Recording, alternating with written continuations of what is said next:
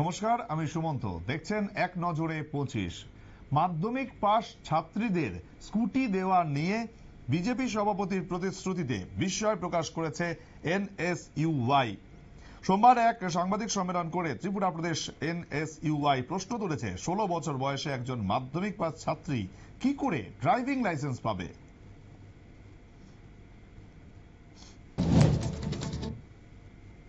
Budget অধিবেশনের দ্বিতীয়ার্ধে ভুতুড়ে ভোটার ইস্যুতে তৃণমূল সাংসদ সৌগত রায়ের দাবিকে সমর্থন জানালেন রাহুল গান্ধী। পরে তুমুল হইচইয়ের মধ্যে রাজ্যসভা থেকে ওয়াকআউট করেন তৃণমূল সাংসদরা।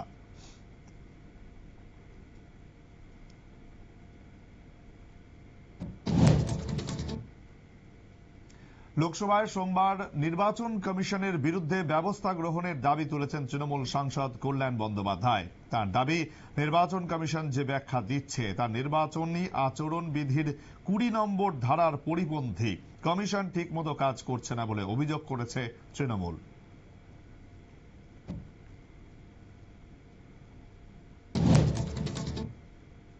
হোলি নিয়ে সাম্প্রদায়িক মন্তব্যকারী পুলিশ কর্তার পক্ষে দাঁড়ালেন উত্তরপ্রদেশের মুখ্যমন্ত্রী যোগী আদিত্যনাথ। তিনি বলেন, চৌধুরীর বক্তব্য হয়তো কিছু মানুষকে আঘাত করেছে, তবে এটি সত্যি এবং মানুষের এটি মেনে নেওয়া উচিত।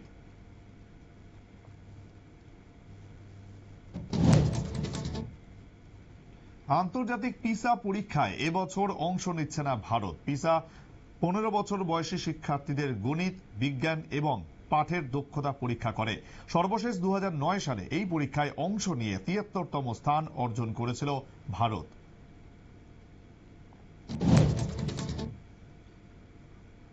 রাজ্য জুড়ে দুর্নীতির প্রতিবাদে সোমবার আগরতলায় বিক্ষোভ মিছিল করল যুব সংগঠন ডিওয়াইএফআই এবং টিওয়াইএফ।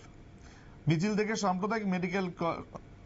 সাম্প্রতিক মেডিকেল কলেজ এবং ত্রিপুরা বিশ্ববিদ্যালয় সহ রাজ্য জুড়ে নানা দুর্নীতির প্রতিবাদ জানায় যুব কর্মীরা।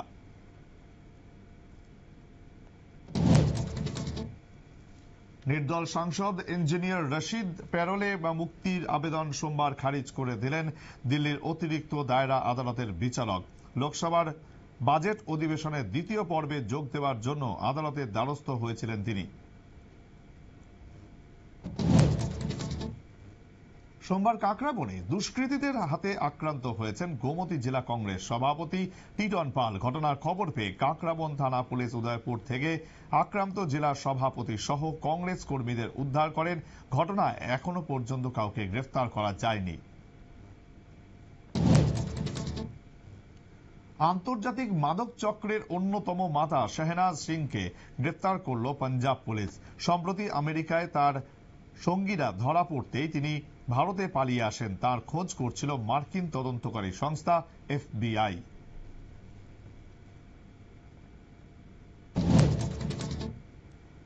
বিলোনিয়া টিলাবাজার এলাকায় প্রকাশ্যে মাদক বিক্রি করার সময় এক মাদক কারবারিকে আটক করা হলো সোমবার। প্রকাশ্যে হেরোইন বিক্রি করছিল অর্জুন বৈদ্য নামে এক যুবক।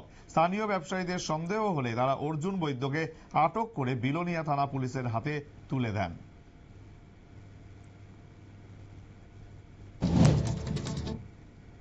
চীন এবং জাপান থেকে আমদানি করা ট্রাইক্লোরো আইসোনিউরিক অ্যাসিডের ওপর শুল্ক আরোপ করল নয়াদিল্লি।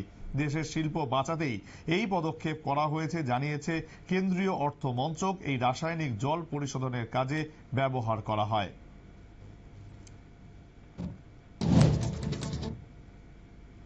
উদয়পুর পালাটানা প্রাথমিক বিদ্যালয়ে হানা দিয়ে নগদ 35,000 টাকা নিয়ে গেছে চোরের দল। দুদিন ছুটির পর সোমবার সকালে বিদ্যালয় খোলা হলে বিষয়টি নজরে আসে।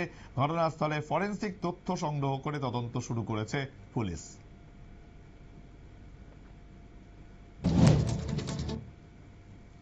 দুবাই থেকে সোনা পাচার কাণ্ডে উঠে এলো নতুন তথ্য। ধৃত কন্নড় অভিনেত্রী রানিয়া রাওয়ের সংস্থাকে 12 একর জমি বরাদ্দ করেছিল কর্ণাটকের তৎকালীন বিজেপি সরকার। 138 কোটি টাকা খরচ করে সেখানে কারখানা তৈরির কথা ছিল সংস্থাটির।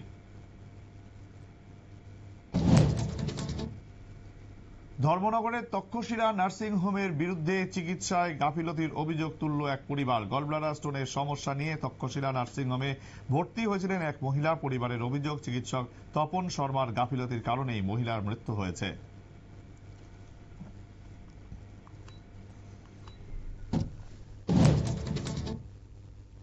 গত এক বছরে বলিউডে বড় বাজেটের একাধিক ছবির তুলনায় পাল্লা দিচ্ছে দক্ষিণী ইন্ডাস্ট্রি। বলিউডের ব্যর্থতা প্রসঙ্গে আমির খান বললেন, দক্ষিণী নির্মাতারা তাদের গল্পে আবেগকে প্রাধান্য দেন, যেটা বলিউডের পরিচালকরা ভুলে গিয়েছেন।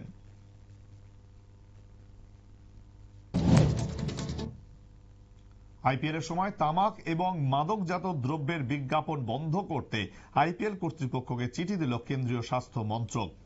ক্রিকেটার এবং ধারাভাষ্যকাররাও কোনো মাদকের বিজ্ঞাপন করতে পারবেন না বলেও নির্দেশ দিয়েছে কেন্দ্র।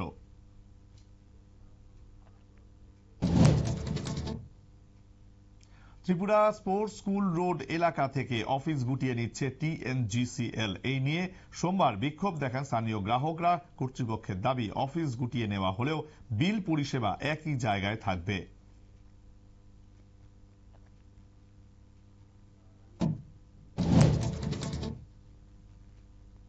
৬৭ বছর বয়সে একই সালে শাহরুখ এবং সালমানের মৃত্যু হবে। বলিউডের এই দুই তারকাকে নিয়ে এবার বিস্ফোরক মন্তব্য করলেন জ্যোতিষী সুশীল কুমার সিং। সম্প্রতি এক সাক্ষাৎকারে এই বিস্ফোরক দাবি করেছেন তিনি। তারপর থেকে তাঁর দিকে ধেয়ে এসেছে কটাক্ষ।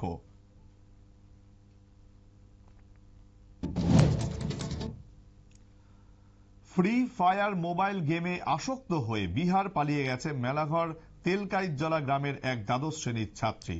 পরিবারের অভিযোগ, তাদের মেয়ে তানিয়া আক্তার দীর্ঘদিন ধরে অনলাইন গেমে আসক্ত। গত ৩ দিন আগে সে বিহারের এক যুবক সোনু কুমারের কাছে পালিয়ে যায় বলে অভিযোগ।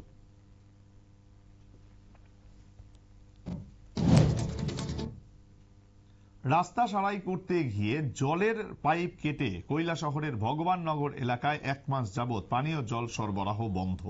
এর প্রতিবাদে সোমবার কৈলাসহর ধর্মনগর জাতীয় সড়ক অবরোধ করে বিক্ষোভ দেখান গ্রামবাসীরা। পরে জলের পাইপ ছাড়াই এর আশ্বাস পেয়ে গ্রামবাসীরা অবরোধ প্রত্যাহার করেন।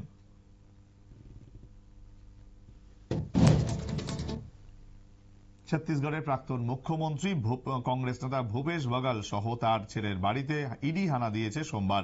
ছত্তিশগড়ের আবগারি দুর্নীতি মামলা তদন্তে এই অভিযান শুরু করেছে এনফোর্সমেন্ট ডিরেক্টরেট। অভিযান চলছে আরো 13 জায়গায়।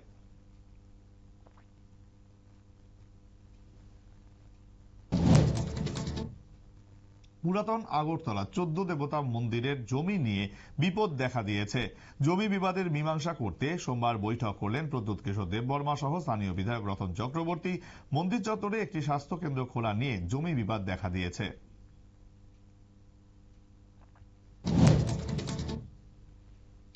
ললিত মোদীর পাসপোর্ট বাতিল করল দক্ষিণ প্রশান্ত মহাসাগরীয় দ্বীপরাষ্ট্র ভানাতু।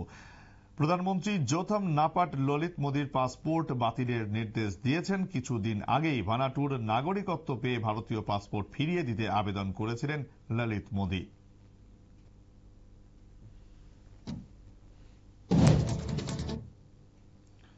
আমবাসা মোটর স্ট্যান্ড পরিচালনা নিয়ে নতুন এবং প্রাক্তন পরিচালন কমিটির মধ্যে বিবাদ দেখা দিয়েছে। বিবাদের জেরে বিগত কমিটির সদস্য শ্যামল দেবনাথের একটি গাড়ি পুড়িয়ে দিয়েছে দুষ্কৃতীরা।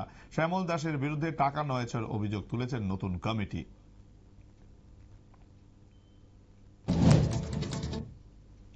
তিন দিনের আসাম এবং মিজোরাম সফরে আসছেন কেন্দ্রীয় স্বরাষ্ট্রমন্ত্রী অমিত শাহ। 14ই মার্চ যাবেন আসাম, পরের দিন 15ই মার্চ মিজোরামে।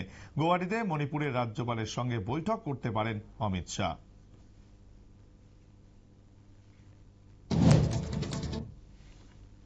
এখন এই পর্যন্তই। অন্যান্য খবরের জন্য দেখতে থাকুন নিউজ ভ্যানগার্ড।